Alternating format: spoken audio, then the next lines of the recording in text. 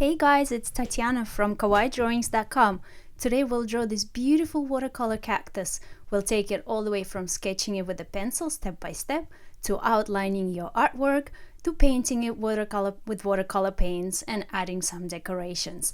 So let's jump right in.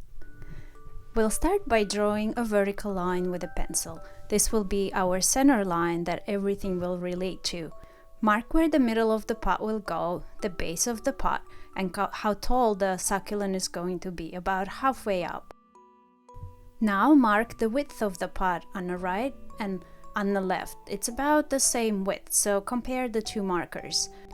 The pot mostly looks like an oval shape, but it's not a perfect oval because it is a pot.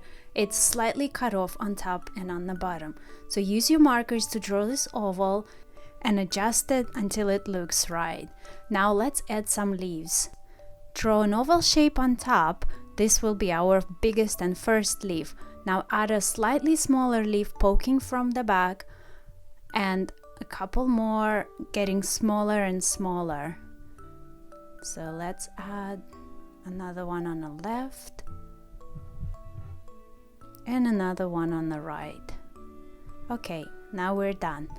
Let's now create a guideline where the face will go, and let's add a small decorative element to the top of the pot. Since this is a face, this might read like hair or a little cap, which will make our succulent even cuter. Okay, let's draw the eyes. Mark where the eyes will go with little dots and make sure that the distance is the same on the left and on the right from the middle line. Also use this guideline to position the mouth. You see, it's really simple. Once you have these guidelines, you know exactly where to place the features and how to make your character really cute. So now I just polish it a little bit more, get the shapes exactly right, and we are ready to outline. But first I want to rub out most of the pencil because I don't want to be doing that after I apply the paint.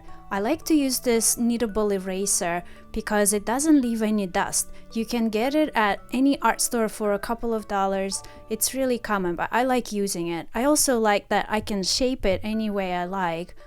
And yeah, that's my favorite eraser to use. So I rub out most of the pencil and I got my Sharpie marker to outline the work.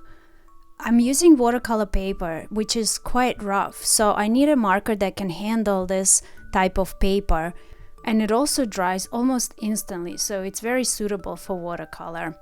So I go over all of the outlines of the character, and I'm going to speed up this video so that you can just see the end result, but keep going over all the lines, and then I strengthen the outside outline to make it look more graphic and more kawaii, which is quite typical.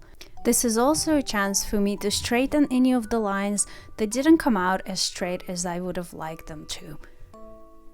Now to do the face, I need something a little bit more precise, so I get my Multiliner pen.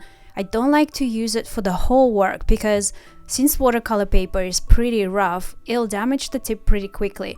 But for small elements like the face, it's okay to use it. I'll take the chance. So I draw the circles of the face and add the mouth.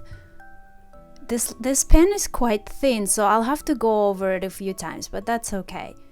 This way I can get the shape just right. It's worth the effort for the face. So now the character is finished and we can add a few decorations. Let's switch back to the Sharpie and add a few spikes. This is a cactus after all. So the smaller leaves are baby leaves, they have small spikes. And on the bigger leaves, you can really see them sticking out. So draw one or two, sometimes pairs look really nice, but basically go around the whole outline and make it more interesting. Now this cactus is called a polka dot cactus, so let's draw cute little dots all around. And again, the smaller leaves will just have tiny dots, and the bigger leaves will have circles. Now we are ready to paint. We'll just use three simple colors, yellow, green, and red for decorations. So I load my brush with yellow paint and I start to brush it onto the right side of the leaf. I'll let the green and the yellow mix on the page for a beautiful watercolor effect. Once I finish the yellow leaves, I'll load my brush with green paint and painted onto the left side of the leaf and letting paints touch a little bit. Here comes the green. I'm not being extremely careful. I want to have the watercolor do its thing and just flow around, but I don't want it to be muddy either, so I do stay within the lines more or less. Oh, that green is starting to run away. I don't really want that, so I pick up the extra with a clean brush. I'll let the watercolor do its thing and mix on the page, but before I let it dry, I do want to just make sure there's enough different colors on the page and that it won't dry with funny edges, so I'll just push the paint around a little bit to get it just right.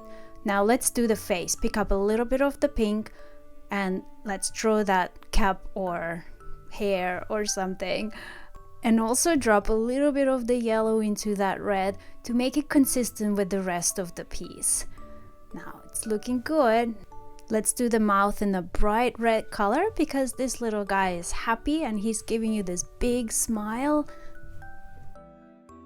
Now the pot is looking a little bit empty, so I put a little bit of water to see that the paint will have smooth gradations, and I put a little bit of pink for the cheeks. They are running away again, too much water, but that's okay. I just pick up the extra with a clean brush and I go again with a little bit more paint to make the cheeks bright and soft. I also add a little bit of yellow and green into the pot to make it again consistent with the rest of the drawing. I try to splatter some green paint around, but nothing comes out, but that's okay. I pick up some yellow paint and do some splattering, and I pick up a little bit of that pink to add magic and interest to our drawing. But looks like this little guy has got 3 cheeks. That's okay, I don't panic. I just pick up a little bit more. That's the beautiful thing about watercolor. You can just move it and shape it until it looks just right.